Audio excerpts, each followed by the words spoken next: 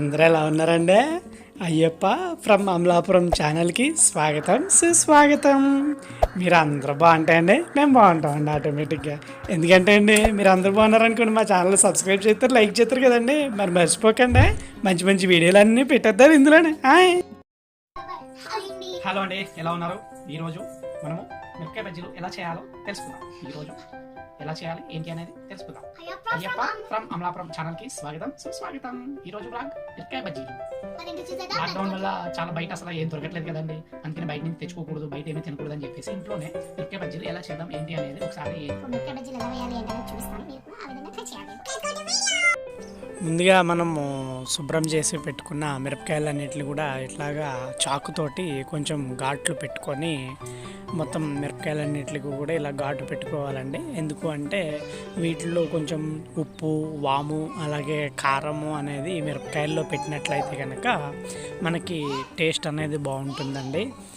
మనకి ఈ శనగపిండితో కలిసినప్పుడు చాలా టేస్టీగా ఉంటుందన్నమాట. సో ఈ మిరపకాయలన్నిటికి ఉప్పు, కారం అన్నీ, వాము అన్నీ కూడా పెట్టడం జరిగిందండి. 10 మిరపకాయలకి సరిపడా ఇది పిండి అండి. ఒక 2 కప్పులు శనగపిండి వేసుకొని 2 కప్పులు శనగపిండి, అలాగే కొంచెము వరిపిండి కూడా యాడ్ చేసుకుంటే మనకి క్రిస్పీగా రావడానికి బాగుంటుందన్నమాట అండి. క్రిస్పీగా ఉండాలి, కొంచెం కరకరలాడుతూ ఉండాలి అంటే కనుక మనం వరిపిండి, అలాగే తగినంత ఉప్పు యాడ్ చేసుకోవాలి. ఈ పిండికి సరిపడా ఉప్పు అంతా కూడా చూసి వేసుకుంటే సరిపోతుంది. అలాగే కొద్ది కారం వేసుకుంటే కూడా కొంచెం టేస్ట్ బాగుంటుందండి. తర్వాత కొద్దిగా వాము యాడ్ చేయాలండి. ఇవన్నీ కూడా బాగా కలుపుకొని మొత్తం అన్నీ కలిసిన తర్వాత తగినన్ని నీళ్లు, అంటే మనకి మిరపకాయ ములిగి దానికి పట్టేటంత జారుగా ఉండేటట్టుగా మనము నీళ్ళని యాడ్ చేసుకోవాలి. నీళ్ళన్నీ యాడ్ చేసేసి ఇలా బాగా కలుపుకొని పిండి అంతా కూడా ఇట్లా కలపాలండి. బాగా కలపాలి. మధ్య మధ్యలో ఉండల కింద ఉండిపోతుంది. అలా ఉండకుండా చక్కగా కలుపుకున్నట్లయితే కనుక మిరపకాయ మొత్తానికి కూడా ఈ పిండి బాగా పట్టడానికి అవకాశం ఎక్కువ ఉంటుందండి. సో ఇప్పుడు ఎలా చేయాలనేది చూద్దాం. ఇదిగోండి, చూసారు కదా, ఇంత ఇలాగా ఉండాలన్నమాట పిండి. అంటే మనము మిరపకాయ ముంచామనుకోండి అది పట్టేటట్టు ఉండాలి కదా, అందుకని ఇంత జారుగా తయారు. ఇలా నూనె బాగా కాగిన తర్వాత మిరపకాయని ఇట్లా ముంచి మనం వేసామనుకోండి ఇట్లా వస్తుంది. అంటే ఇది ప్యాను చిన్నది అవ్వడం వల్ల ఒక 2 మాత్రమే వేస్తున్నాము. ఎలా వస్తున్నాయి ఏంటి అనేది మీకు చూపిస్తాము, ఎలా వేసుకోవాలి. ఇలా మీరు మిరపకాయను ముంచుకుని వేసుకున్నట్లయితే కనుక ఇట్లా వేగుతుందండి. వేగిన తర్వాత ఇప్పుడు ఇది పైన అడుగున వేగిపోతుందండి. దీన్ని తిరిగేయాలి ఒకసారి, మళ్ళీ తిరిగేస్తే 2 వైపులా కూడా బాగా వేగుతుంది అనమాట. లేదు అంటే కనుక ఒకవైపే మాడిపోతుంది, ఇంకొక వైపు వేగకుండా ఉండిపోతుందండి. అందుకని మీరు ఎప్పటికప్పుడు ఒకసారి అలా తిరిగేసుకుంటూ ఉంటే కనుక కొంచెం బాగా 2 వైపులా కూడా బాగా వేగుతాయి అన్నమాట అండి. మరి అటు ఇటు తిప్పుకుంటూ ఉంటే కనుక అవి బాగా వేగుతాయండి.